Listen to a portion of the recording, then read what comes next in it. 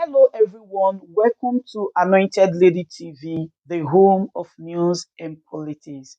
If it is your first time in this channel, you are highly welcome. Thank you so much for stopping by. And if you like what we do on this channel, hit on the subscribe button. Also put on the notification bell so you'll be notified by YouTube anytime we drop a new video. And if you are returning subscribers, thank you very much for always coming back to watch our videos. On this platform, we drop videos every day and we react to every video that come our way. And on this very video, I will be watching with you.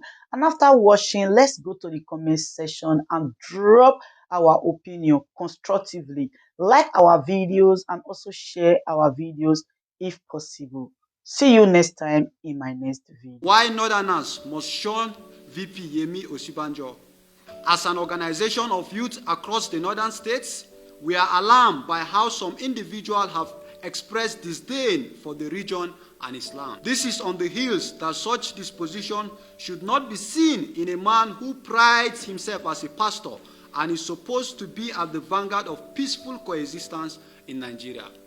The Northern Youth Liberation Forum wishes to put it on record that the Vice President Yemi Osinbajo is a religious bigot who abhors any other form of religious practices other than Christianity.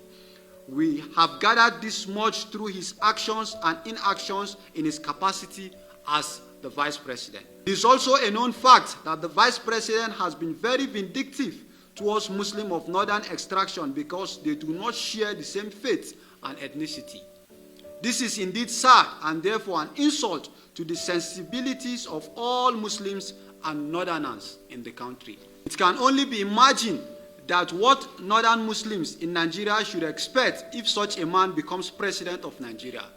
The implication is that northern Nigeria will experience ethnic and religious cleansing due to the vindictive nature of the Vice President Yemi Osinbajo.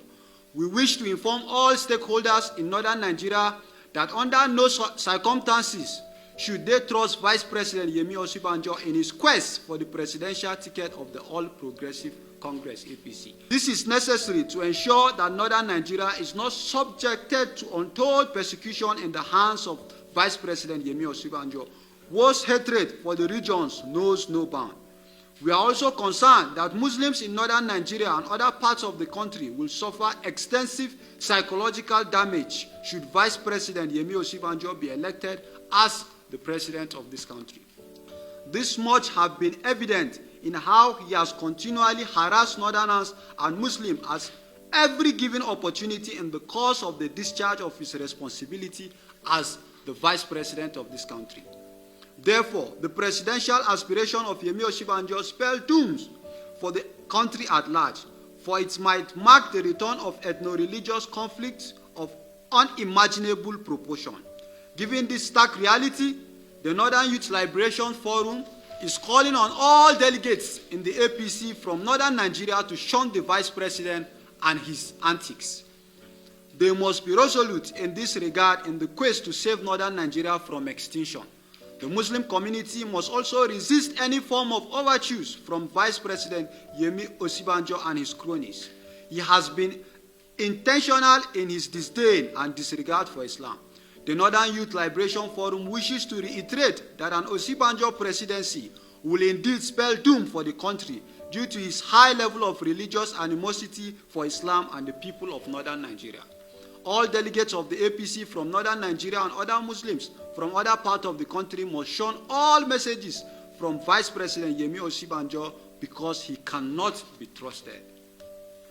It is our considered opinion that this is inexcusable that a man that aspires to lead a country at the highest level can display such level of religious intolerance. Hence our stance. Even though you cannot afford the party ticket, if Nigerians believe in your capacity to translate vision into reality, they contribute for you. Nigeria have a history where people contribute their own hard-earned money to purchase tickets for whomsoever it is that they believe in.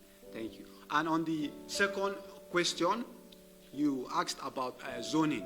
So the reason why we are here as well is that because we believe in the unity of this country, And then we are in a democracy, and to promote inclusiveness so that each and every individual will feel that he is a part of the party.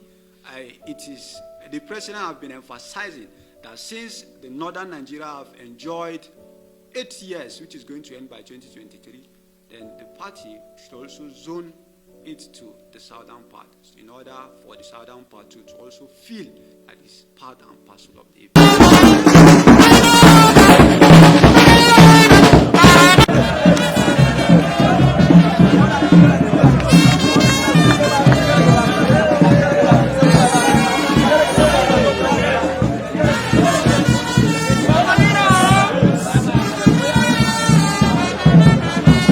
of the governor of the central bank, Godwin Emefiele, the minister of transport, Rotimi Amechi, and Chris Ngige, still doing in their offices in the government. Are we saying that these individuals are above the law or are exempted from the provisions of the Electoral Act? We cannot continue to feign ignorance to the attitude of some vested interests in our party that have arrogated to themselves the power to decide how to play the game in contravention of the rules of engagement as stipulated in the 2022 Electoral Act as amended.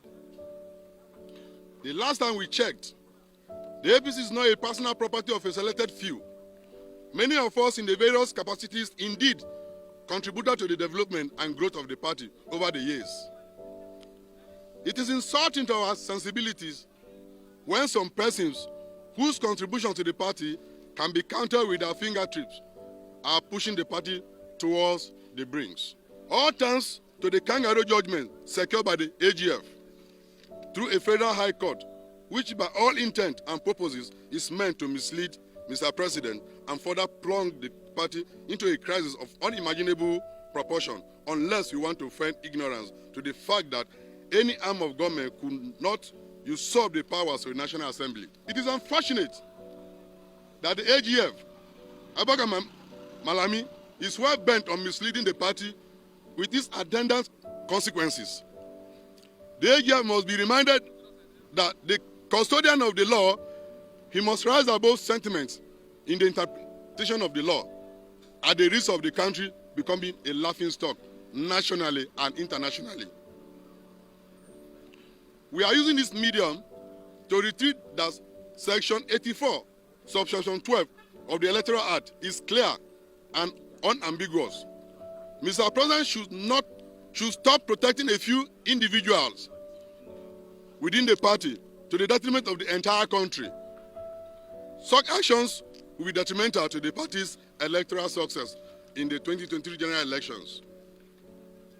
This is indeed a clarion call to the national chairman of our great party and other members of the National Working Committee to rise to the occasion to save the party from the calamity that is about to befall it through the actions of the AGF and other political appointees that have refused to resign their appointment in line with the provisions of the Electoral Act. Indeed, the actions of the federal appointees have signified interest in elective positions, raised questions about their sincerity of heart and purpose.